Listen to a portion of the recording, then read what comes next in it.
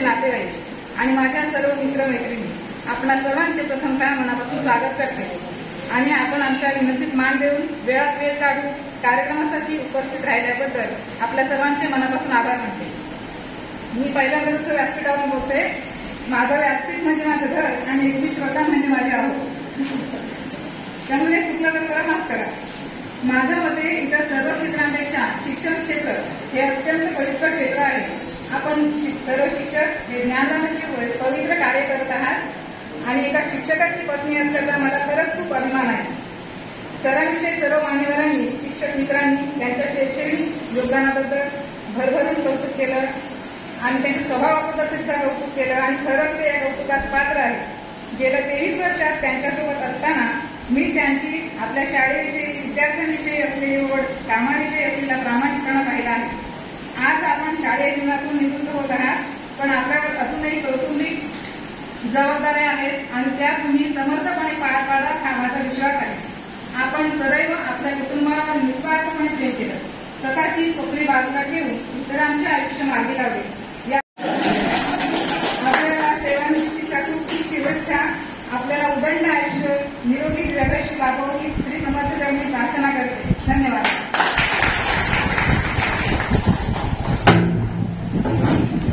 धन्यवाद madam, Mhatre madam. निरोपाच्या हलव्या क्षणी दाटून येतात आठवणी, निरोपाच्या हलव्या क्षणी दाटून येतात आठवणी, डोळ्यात साठते पाणी मूक होते वाणी, डोळ्यात साठते पाणी मूक होते वाणी. जीवनात यशस्वी होणे हे प्रत्येकाच्या पदरात असतेच असे नाही. प्रयत्नवादी व्यक्ती कधीच अयशस्वी होत नाही, प्रयत्नवादी व्यक्ती कधीच अयशस्वी होत नाही हेही तितकेच खरे.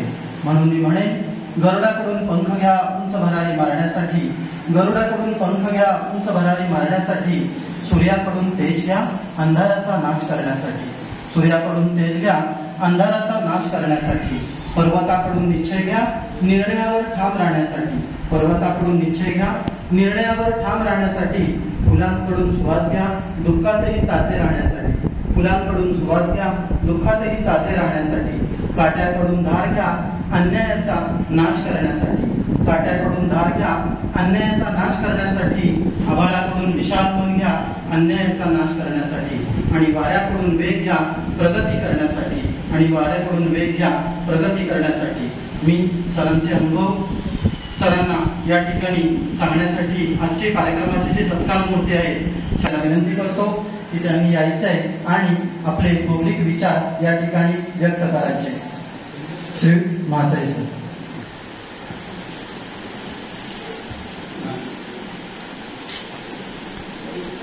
हा सगळा माझा मित्र परिवार, नातेवाईक, हा सगळा परिवार पाहिल्यानंतर मात्र मला खूप रड आलेला आहे. कुमार गंधर्व आणि विदुषीवाणी जयराम यांनी एक स्वरबद्ध केलेलं गीत आहे. ऋणानुबंधाच्या चुकून पडल्या गाठी, भेटीत तृष्टता मोठी, भेटीत तृष्टता मोठी. खरंच आज तुम्ही सगळे या ठिकाणी जमलात. मला खूप तृष्ट झाल्यासारखं वाटतं, समाधान झाल्यासारखं वाटतं, खूप आनंद झाल्यासारखं वाटतं. पहिल्यांदाच एवढे सगळे नातेवाईक, माझे आप्त स्वकीय सगळे शिक्षक सहकारी हे जमले, त्यामुळे मला खूप आनंद वाटला. आणि म्हणून मी सर्वांचा पहिल्यांदा आभार मानतो. भाषण करण्यापूर्वी एक गोष्ट तुम्हाला मी सांगतो की आम्ही गडबडीमध्ये होतो जरा घरच्या या सगळ्या कार्यक्रमाच्या याच्यामध्ये. आमच्याकडे मांजर आहे, ते मांजर पळून गेलं, संध्याकाळी 7-8 वाजता पळून गेलं आणि ते शोधण्यासाठी आम्ही रात्रभर जागे राहिलो. आणि मग रात्री 4 वाजता आम्हाला झोप लागली असेल, 4-5 वाजता आम्ही उठलो आणि उठल्यानंतर पाहिल्यानंतर तर मांजर घरामध्ये आलं होतं. तेव्हा कुठे आम्ही जरा विश्वास सोडला आणि त्यामुळं त्या गडबडीमध्ये मी जे काही भाषण लिहिलं होतं ते घरीच राहून गेलं. असो, मला आजचा हा जो माझा कार्यक्रम या ठिकाणी आयोजित केलेला आहे, सुधागड एज्युकेशन सोसायटीच्या नवनिर्वाचित अध्यक्षा माननीय गीताताई पागळेच्या मॅडम हे काय उपस्थित राहू शकल्या नाहीत, पण या ठिकाणी मी त्यांचे आभार मानतो. त्याच्यानंतर नवनिर्वाचित सचिव झालेले ग.रा. म्हात्रे हे सुद्धा उपस्थित काही कारणामुळे राहू शकले नाही. आजच्या या कार्यक्रमाचे प्रमुख पाहुणे आणि अध्यक्ष सन्माननीय श्री अल्हाद पाटील साहेब हे या ठिकाणी उपस्थित राहिले आणि त्यांनी या कार्यक्रमासाठी या म्हटल्यानंतर ताबडतोब त्यांनी होकार दिला आणि ते उपस्थित राहिले. त्यांचे देखील या ठिकाणी मनापासून आभार मानतो. वैभव पाटील साहेब सुद्धा आले होते. अध्यक्ष आहेत ते अलिबाग तालुका ओबीसी सेल राष्ट्रवादी काँग्रेस, त्यांना काही काम असल्यामुळे ते सुद्धा निघून गेलेले आहेत. या शाळा समितीचे अध्यक्ष मंगेश पाटील हे सुद्धा या ठिकाणी आलेले आहेत. त्यांचं आम्हाला वेळोवेळी मार्गदर्शन असतं, सहभाग शाळेसाठी असतो. गबावळे हायस्कूल पालीचे प्राचार्य सन्माननीय घोडके सर हे या ठिकाणी आलेले आहेत. दादरमध्ये असताना ते मला मुख्याध्यापक होते, पालीमध्ये असताना सुद्धा मुख्याध्यापक होते आणि ते या ठिकाणी उपस्थित राहिलेले आहेत. त्यानंतर आत्मवृत्ती जांभूळपाडा हायस्कूलचे मुख्याध्यापक प्राचार्य सन्माननीय श्री निकुंभ सर, राजपूत सर आणि बीएड कॉलेजला एकत्रच होतो राजपूत सर. त्याच्यानंतर वसंत पाटील सर हे धाटाव शाळेतून या ठिकाणी आलेले आहेत.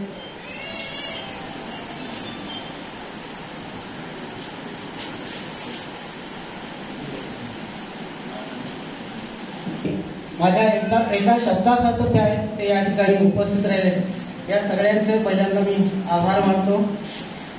दादर शाळेमध्ये गव्हर्नमेंट हायस्कूलमध्ये पहिल्यांदा मी नोकरी केली 1/7/1992 मध्ये. माझे सहकारी या ठिकाणी उपस्थित राहिलेले आहेत. महाले सर असतील, निकुंभ सर असतील, अनेक असे माझे सहकारी आहेत, बाबुले सर असतील, हे या ठिकाणी उपस्थित राहिले आहेत. आम्ही 1992ची बॅच. त्याच्यानंतर दादर शाळेत थोडक्यातच म्हणतोय, सगळ्याचं काही सांगत नाही. दादर शाळेतील सगळे सहकारी माझे या ठिकाणी उपस्थित राहिलेले आहेत.